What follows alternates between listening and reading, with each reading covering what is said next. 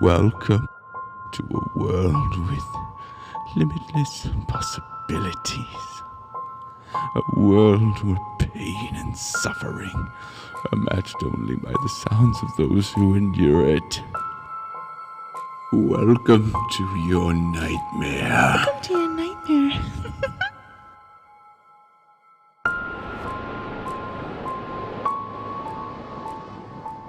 Hello everyone and welcome back to Nightmare. I do hope everyone has been enjoying the stories that I have been producing for you. And I hope tonight's no different. For tonight's tale, I'm going to be narrating a story for you called My Fiance Went Missing 6 months ago and Everyone's Convinced I Killed Her. Last night, my doorbell camera caught her standing across the street, staring at our house from the edge of the cornfield. Written by Unalloyed Saint Trina. On Reddit No Sleep. When Rose vanished, Detective Hughes seemed damn certain he'd discover where I buried her body. I told him I had nothing to do with it over and over. I explained that he was squandering precious time. I begged him to consider other possibilities, pleaded with him to expand his search. You know what I got in response? A shit-eating grin and some old-timey, "You're going away for a long time, pal," cop speech. The smugness of it all made me want to bash my own head against the cell wall until my skull collapsed. Can't say I was surprised, though. Some small part of myself knew I was fucked from the jump. Rose had no enemies, and I had no alibi. Of course he thought I killed her. What other explanation could there be? We were home that day, just the two of us. Rose went outside to stick a "for sale" sign in the roadside, even though I told her it was a waste of energy. I'd lived in that house my entire life, inherited from my parents when they passed. Labeling it secluded was a generous understatement. If someone ever drove by, it was because they were very, very lost, and probably not in the market for a beat-up farmhouse. Still, she was insistent. A sale would have financed the wedding Rose always envisioned for us, so, goddammit, she was going to figure out a way to sell it. And that meant trying everything, including the sign. Rose was stubborn like that. Fiercely unapologetic, bullheaded. Always has been.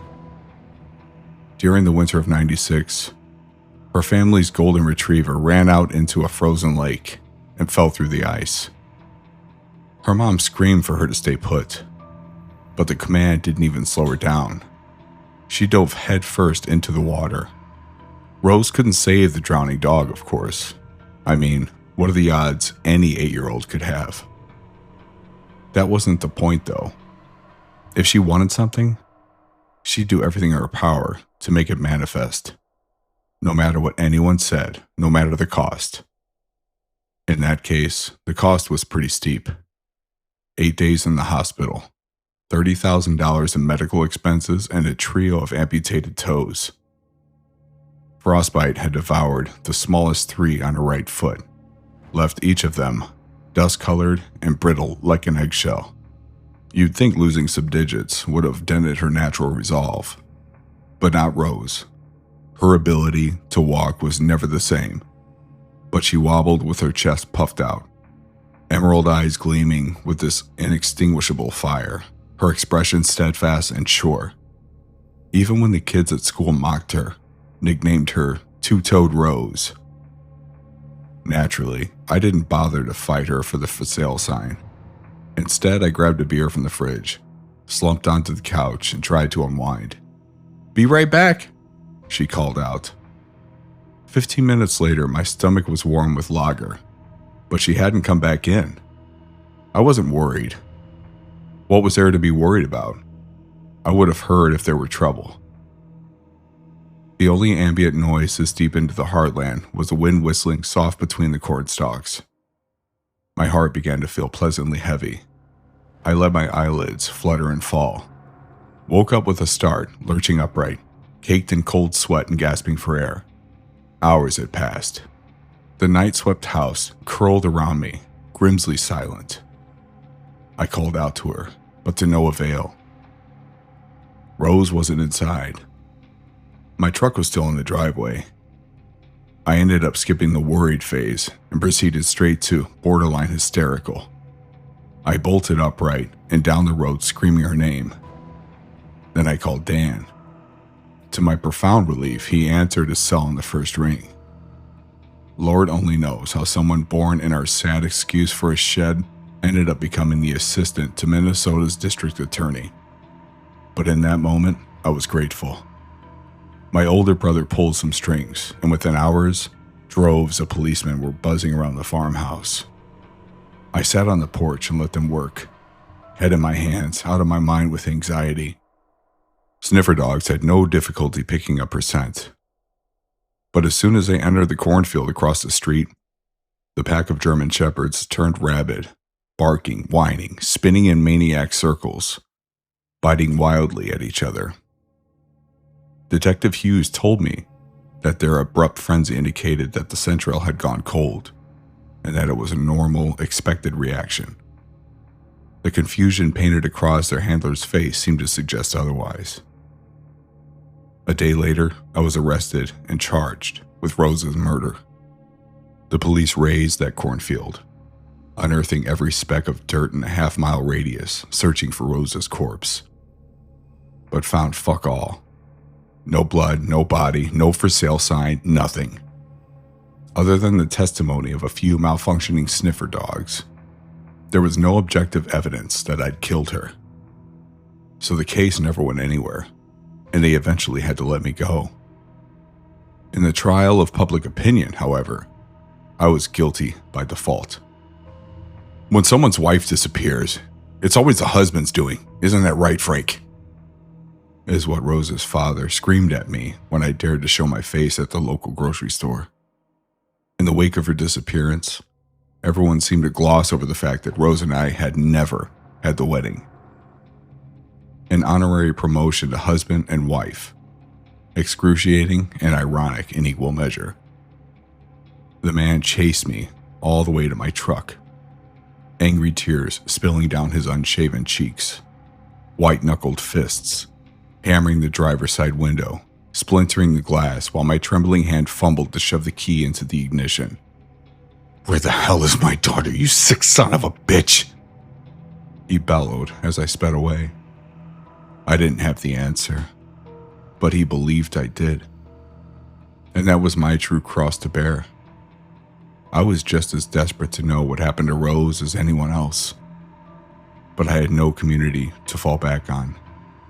The only person who stood by me was Dan, though I can never actually tell if he believed I was innocent or if he was trying to save face, maintaining appearances to sidestep the bad PR of being related to a killer.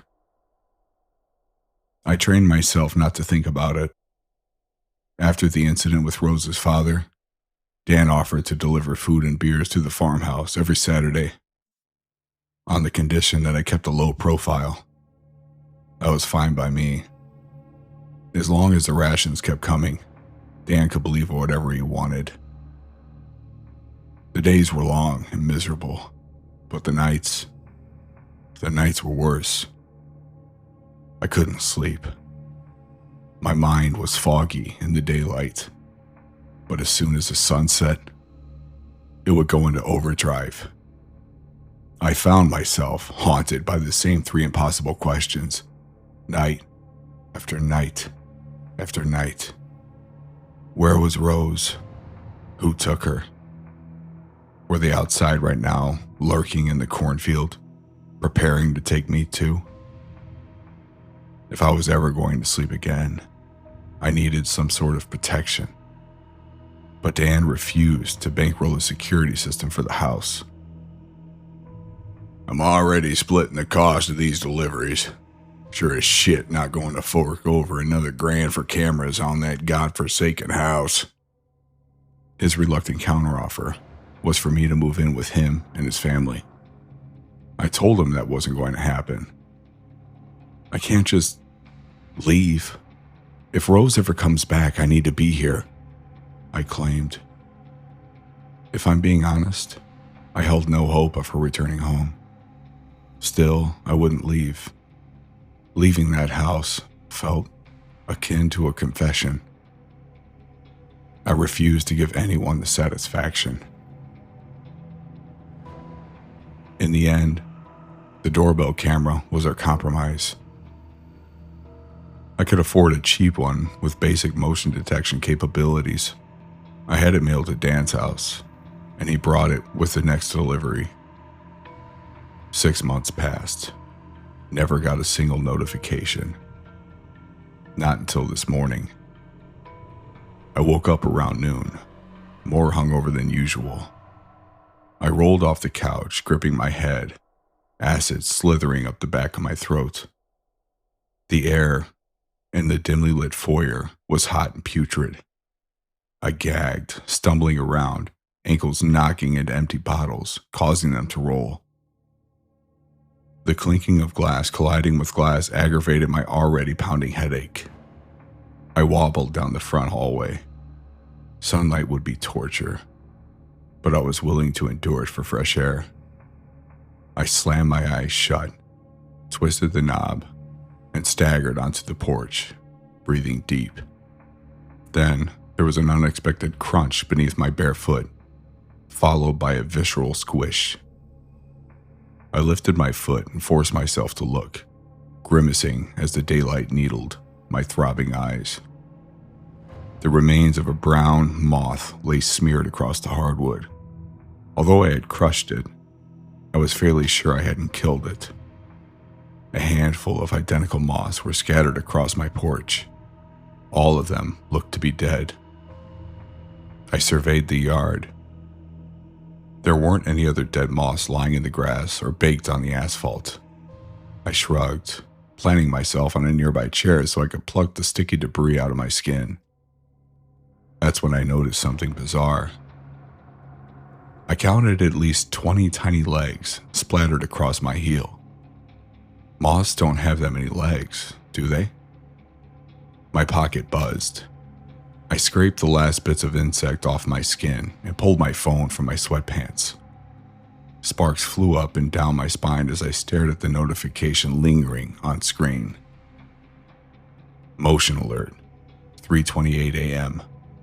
Motion alert, 3:44 a.m. I watched those recordings with wide, unblinking eyes, and for the first time since Rose vanished, my mind felt clear. I knew what to do next. Dan, this is the last favor, I promise. Static hissed over the spotty connection. I sat on the porch, monitoring the cornfield, scrutinizing each individual stalk with a feverish intensity. You need to get Detective Hughes over to the farmhouse ASAP. She's still there. I just saw her. Black clouds congregated on the horizon, portending a deluge. Motion alerts, 3:25 early morning, Kitson County, Minnesota. 3:28 a.m. A silhouette pops into view on the other side of the pothole-ridden street. There's no footage of them walking into the frame, no video evidence of them emerging from the vast cornfield on the opposite side of the street. They just appear. Their stance is stilted and awkward. Head forward, legs apart, stretched arms held down at an angle, palms facing the camera. They remain motionless for 16 minutes. Their stillness is so perfect that the recording appears frozen. Details about the silhouette, what they were wearing, their facial features, the presence of any injuries, are hard to discern because of their distance from the camera. 3:44 a.m. A moth lands on the lens, obscuring the cornfield and the silhouette with its wings. After a few seconds, the moth listlessly falls from the lens, and the cornfield returns to view. The silhouette is gone. Not only that, but the location where it had been standing is different. Some of the nearby stalks had vanished. Others are missing only pieces, severed cleanly from the stalks at bizarre angles. She's right there. I bent over the detective's shoulders and jabbed the top left corner of my laptop, pixels distorting as my fingernails dug into the screen. Detective Hughes leaned over the kitchen table, squinting, cocking his head, studying her. Outside, rain pelted the gutters. My anxious heartbeat sort of mimicked the downpour. Quick, arrhythmic bursts of sound and motion. Why was he being so quiet? I know the feed is hazy. I paused, unsure of what I was going to say next. But that's definitely Rose. I don't know why she's standing like that. I don't know why she never came inside last night. But Jesus Christ, she's alive. Rose is alive. The thud of my laptop slamming shut severed my dream of consciousness. Detective Hughes stood, pulled his raincoat from the rim of the chair, and began sliding it on. So did you email it to yourself, or? He paced out of the kitchen, stepping over empty beer bottles and plates of rotting food, navigating the minefield of detritus that acted as a physical testament to Rose's prolonged absence. Wait, you're reopening her case, right? I called after him. I followed him into the foyer. The man was practically sprinting out of my house. As his hand gripped the front doorknob, he spat a few harsh syllables under his breath. I felt heat gnawing at my ribs. What the hell did you just say? I shouted. Hughes tensed his shoulders. He released the knob and slowly turned to face me. His bloodshot eyes were bulging. A bright blue vein pulsed beneath the skin of his temple. I said, "This is the last fucking time I ever do your brother a favor." His hands flew into the air, gesticulating wildly. "For fuck's sake, Frank. I know you're desperate for the world to believe you didn't kill her, but that had to be the laziest, most pathetic attempt at Photoshop I've ever seen." What? None of that was photo. Hey, he barked, stomping across the foyer, crushing frozen meal boxes underneath his boot heel, squaring up to me, nose to nose, lips contorted into a snarl.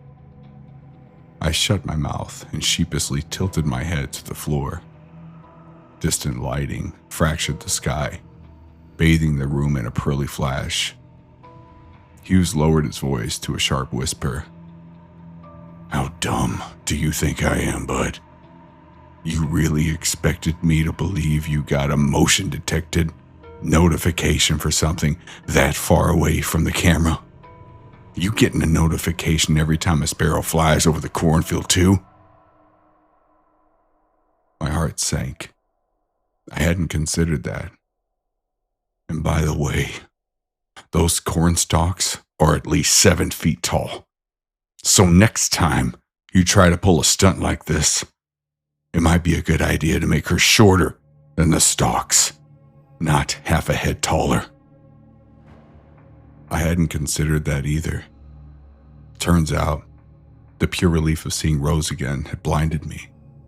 And when that blindness lifted, some unnerving irregularities began setting in my blood like drying cement.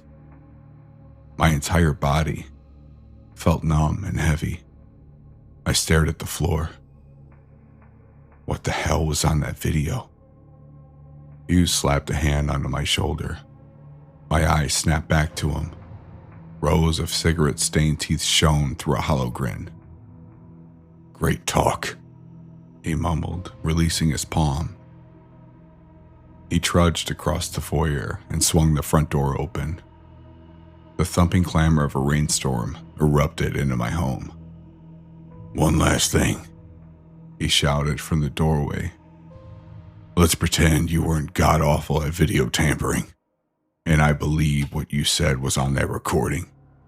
Isn't it kind of suspicious that the first thing you did was devise a way to get me over here, rather than look for Rose yourself?" Hughes flipped his hood up and stepped into the downpour, leaning out of the frame while holding the door open, gesturing to the cornfield. "She's right there, Frank. A little rain really going to stop you from finding your beloved? I stared at the man, searching for something to say. He sighed. Listen, judging by the rust, I'd bet good money your truck is just an expensive metal sofa at this point, so want to lift into town? I don't know whether or not you killed Rose, but I know that Dan cares about you. And I know this hellhole is poisoning your mind. The dormant rage reignited in my gut. I did not kill her. You vapid, visceral fuck. Each syllable fired from my diaphragm like a pistol shot. My rage echoed through the empty corridors, blanketing the ruins of my life in a layer of harsh, blood-red noise. That echo slowly faded. I steadied my labored breathing. Now, get the hell out of my house. He chuckled, turned, and plodded into the storm. Frozen in the center of my musty, poorly lit, trash-laden foyer, I watched the door gradually sputter closed, jerking on its hinges, and for a second, my eyes latched onto something. A long-legged silhouette looming atop the weathered yellow road markings. A featureless outline, glistening in the relentless downpour. Then, the door clicked shut. I bolted to the room's front-facing bay windows, and pressed my face into the murky glass. Stomach twisting, lungs on fire. What the fuck, what the fuck, what the fuck? I whispered, eyes darting across the road. I scanned every inch of it. Once, twice, 3 times. And all I saw was the headlights from the detective's sedan growing dimmer and dimmer on the horizon. It took about an hour to settle my screaming nerves. I darted from window to window, peering out into the storm, frantically surveying the perimeter from whatever I thought I saw, hoping that would calm me down. The patrol backfired. My imagination projected the long-legged silhouette into every dark corner of the overwhelming gloom, elevating my panic to new heights. Autopilot took over. I paced into the foyer, brandished a half-filled bottle of scotch that was resting on the coffee table, and began chugging. My nervous system cooled. The panic faded. I finished the last sip with a wheezing cough. I tossed the bottle into the already cluttered fireplace and stumbled into the kitchen, collapsing into the chair Hughes had been sitting in. Asshole, I muttered, staring at the closed laptop. Gusts of wind battered the house, whipping the rafters, causing the walls to creak and moan.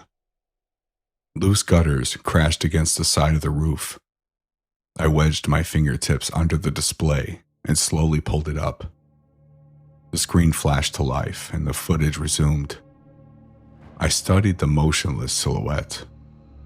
The more I examined it, the less it looked like Rose. The arms were too skinny, the head was too long. The body appeared flat, paper-thin, almost two-dimensional. But the face was right. The button nose, the rounded chin, the fire glinting behind their eyes. My phone chattered against the table. I gasped, clutching my chest, heartbeat striking my palm. Jesus! I picked it up and answered without checking the caller ID. Dan's gravelly voice buzzed through the receiver. I just got off the line with Hughes. What the fuck happened, man? I clicked the space bar. The timestamp at the top of the recording stopped clicking. Same old shit that always happens to me. He didn't believe me. I swear I could point out the flaming orb in the sky and call it the sun. And these people would still label me a liar. The room began to spin. I closed my eyes and rested my forehead on the keypad. God, Frank, every day you sound a little more like Dad. What's that supposed to mean? A hint of regret crept into Dan's voice. You know, just Nothing was ever his fault. Not the divorce, not the drinking, none of it. Hell, even some issues back when he actually owned the house and the farmland. I felt myself drifting from the conversation. The hypnotic thumping of the rain was more significantly palatable than another one of my brother's sermons. The phone vibrated against my ear. I shot upright and peered at the screen. My guts twisted into violent knots. Motion alert. 10:32 p.m. I scrambled to switch to the live feed. Dan droned on in the background. Remember how Dad would always lose things, but he'd never own up to it? It's pathetic. The man would blame the cornfield before he blamed himself. Said the land was slippery and cracked at the seams. I furiously examined the black and white image. Stalks wavered in the bellowing wind. Lightning flickered in the background. No silhouette, no moss, no motion. There's this one time back when you were still a baby. It was in the middle of the night. I woke up because Dad was yelling, probably drunk. But he was arguing with Mom. He was on the porch screaming into the dark, howling the phrase, "Give it back," over and over and over again. I rewinded the feed to exactly 10:32. Still, the cornfield was vacant. Something had set the detector off. Where the fuck was it? Then I saw it. Not in the cornfield. Much closer to the camera, hanging over the porch awning. A bulbous, rolling pin-shaped knob with two thin, crooked, wriggling protrusions, curling over at the ends like cricket antennae. Those protrusions hooked onto the awning's edge and pushed up, quickly disappearing from the feed. Recognition came in small, venomous drips. An old nickname began rattling around my skull. Two-Toed Rose. Without warning, the rain became louder, less muted. Droplets clinked against the empty glass bottles scattered around my foyer. The music of her arrival. I slid the phone into my pocket and stood with as much grace as my drunken limbs could muster, careful not to squeak the chairs against the tile. Bouts of wind howled within the next room. I took slow, silent steps, bringing the foyer into view. Silver moonlight bathed the waterlogged couch in an eerie glow.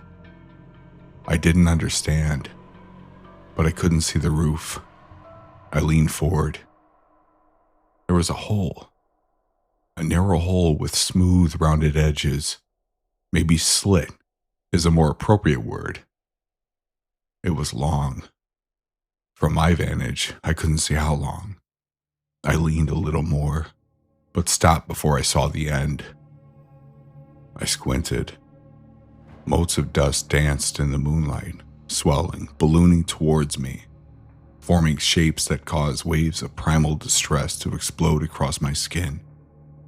But I couldn't run. Not yet. Not until two ghastly emeralds gradually shimmered into the existence, getting closer and closer.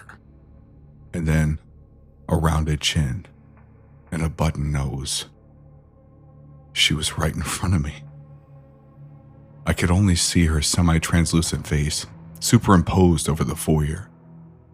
It crinkled the atmosphere as she pushed closer, like forcing a mask through a layer of saran wrap. Her expression was one of contentment, cheeks raised with a wide, toothless smile, but it was still wooden, nearly lifeless. A wispy sensation tingled along my right palm. I think she was trying to hold my hand. I almost smiled. Rose had found a way back to me. Scorching pain engulfed my entire hand, a feeling like hundreds and hundreds of insect legs burrowing into my flesh. I leaped back, wailing in pain, terror squeezing at my heart. But it was too late. I threw myself around and sprinted towards the back door. I stretched my hand out to grasp the knob, but something went wrong. I could feel my palm and my fingers, but they hadn't moved to the door with me. Somehow, they remained in the center of the kitchen. I looked down. My hand was just gone. Silently stolen, severed cleanly at the wrist. A jagged layer of blackened flesh covered the wound, as if I'd pushed the stump against steaming metal until it sizzled. I felt her approaching, slinking closer with every passing second. But I couldn't stop gawking at the empty air where my hand should have been. I couldn't move. I couldn't leave. I was going to die in that miserable, godforsaken house just like Dad did. A spark caught fire behind my eyes. I twisted the knob with my other hand, rammed my shoulder into the door, and descended into the inky darkness. Heavy rain peppered my eyes, blurring my vision. Mud swallowed my bare heels with every step. I didn't look back. I just kept sprinting towards the truck. I felt her. She wasn't far behind. I swung the door open and launched myself into the driver's seat. My stump collided with the gear lever. Unbearable pain radiated up my arm. The syrupy warmth of leaking blood trickled across my wrist. I screamed through a tense jaw and chipping teeth. I sucked down the chalky fragments and reached under the seat, grasping for the spare key. I couldn't see her, but I knew she was only a few feet away. My fingertips finally grazed metal. I heaved the key into the ignition. The engine shuddered, then roared to life. I threw the truck into drive and slammed on the accelerator without even gripping the wheel, screeching onto the rocky asphalt, skidding in and out of potholes. After a few seconds, the car stabilized. Corn stalks passed by at 40 miles an hour. My ragged breasts began to slow. Gradually, the rain stopped. I felt Rose becoming more and more distant. For a split second, I couldn't feel her at all. There was a brief, beautiful silence. Then, like a crack of lightning, I felt her again. Not behind me, not at the farmhouse. She was approaching from in front of me. Before I could react, her paralyzed smile appeared in the headlights. She was standing on the roadside, leaning forward, her head poised to hit the front windshield. Instinctively, I ducked. Her face struck the windshield. The collision itself was noiseless. No crunching of metal, no shattering glass. The only new sound was the whoosh of cold air blustering through the truck. Rose quickly disappeared into the rearview mirror. Unmoored, seemingly no worse for fear. I creaked upright, inspecting the damage. A perfect, face-shaped hole ran the length of the truck, exactly where my head had been before I ducked. Steam drifted from the metal edges. Once again, my connection to Rose dimmed. But it didn't leave me completely. It only truly disappears when she slips through the seams. Currently, I'm holed up in a cheap motel, about 10 miles from the farmhouse. Dan keeps calling. Once I'm a little farther away, I'll pick up. I don't want to risk him being caught in the crossfire. Rose is coming for me. It seems that some part of her still wants me. A residual urge that refuses to fade despite her grievous mutations. I'm going to do whatever I can to evade her, but for better or worse, I'm connected to her now. She has my right hand. If I focus, I can almost feel like I can wiggle my fingers. I don't know what exactly happened to her. Maybe my dad was right. Maybe the land is cracked at the seams. Maybe things slip through and end up somewhere else. A different, parallel place, loosely tethered to our piece of reality. Wherever she disappeared to, it makes sense that Rose, of all people, would find a way to come back.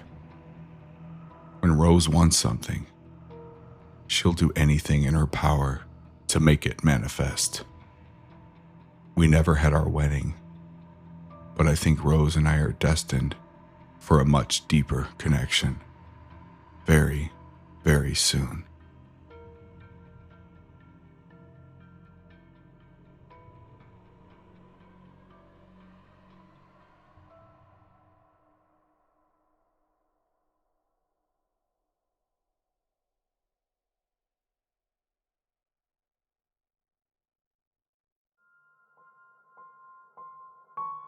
That is all for tonight's episode of Nightmare.